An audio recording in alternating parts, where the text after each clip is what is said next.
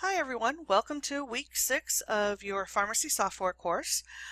This week we're going to be finishing up the community or retail portion of the course. So we're going to be looking at how to process a new prescription for an insurance patient.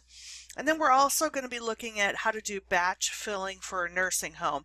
And although the nursing home is not necessarily what we might think of as a community pharmacy, it is not the same as an acute care facility. So that's why they've kind of grouped that into this particular portion of the textbook. But we'll get a little more into that when I talk about Lab 12. So first of all, on Lab 11, this is all about entering a new prescription for someone who might have insurance. So really the only thing that's new and different here is the fact that we are entering the information about a patient's insurance card. If you notice on page 79, they give you an example of what an insurance card might look like. Most insurance cards are set up very similar to each other. The key things that you're going to want to make sure that you look at when you look at an insurance card, you want to look for things like the RX bin and the RX group. Keep in mind that the other things at the top are part of their health insurance information, but may not be needed for their prescription information. So prescription coverage and healthcare coverage might all be on the same card, but keep in mind we don't necessarily need the stuff on top. It's the RX bin and the RX group that's most important.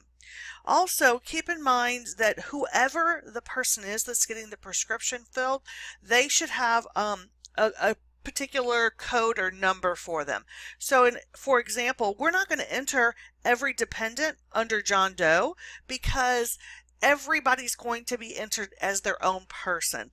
So Jill Doe and Jack Doe are going to have their own entry. We don't necessarily need to list those dependents under Joe, or under John, excuse me, because that will be taken care of when we're actually entering it into the system.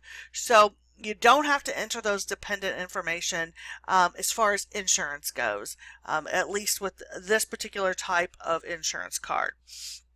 Now, the other thing that I wanted to point out to you, this particular lab, I'm actually having you work through the entire lab, and then you're just going to print a label this time. So you're going to be printing to the PDF again for Brian Davidson's label.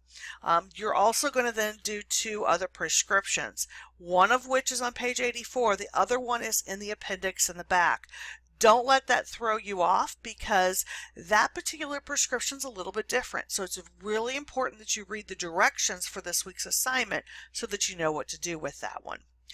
Now, moving on to Lab 12. Lab 12 is all about blister packing for a nursing home.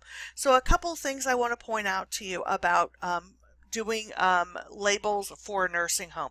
First of all, a lot of times in a nursing home, what we're going to be doing is medication cards. So you have what looks like a blister pack, and it has the medication in it, but it's dosed out. So for example, if they need to take 2 tablets 3 times a day, there'll be 2 in each little blister. Now, the one thing to keep in mind about blister packs is even though, for example, if you look on page 86, you'll see that we have 2 or 3 different prescriptions for some of these folks. So even though Jane Bush, for example, is getting both Lipitor and Coumadin, those are not going to both be in the same blister pack or the same medication card. There's going to be a separate card for each drug. Then there'll be a label on the top of the card that actually gives the directions for that particular patient. Now, the nice thing about this is that, when the doctor or if the doctor changes the patient's medication, we don't have an entire prescription that we just have to get rid of. We can actually, recycle, so to speak, the medications that were in those cards because they've not been used or touched or anything like that. And you'll find that a lot of facilities that service nursing homes do it that way. Keep in mind also that the facilities that are servicing nursing homes are not necessarily on site. A lot of them service all the nursing homes within a specific geographical area, and then they send those medications out every evening or every morning or whatever their schedule might be. You don't have to have a pharmacy on site if you are a nursing home or long-term care facility. However, usually there is some sort of backup plan in case there is a need, maybe in the middle of the night or something like that. If they want to make a drug change, there are weekends. There are some things that they can do with local retail chains in order to get those prescriptions filled, since most do not have an on-site facility. So on this one, you're going to be doing a couple of labels, and then you're going to also be preparing a report. If you have not already done so, make sure that you set the cute PDF that we downloaded as your printer for your reports as well, so that you can print that straight to a PDF, because everything you submit this week will be in PDF form. If you have any questions or problems, please make sure you reach out to me, and have a great day.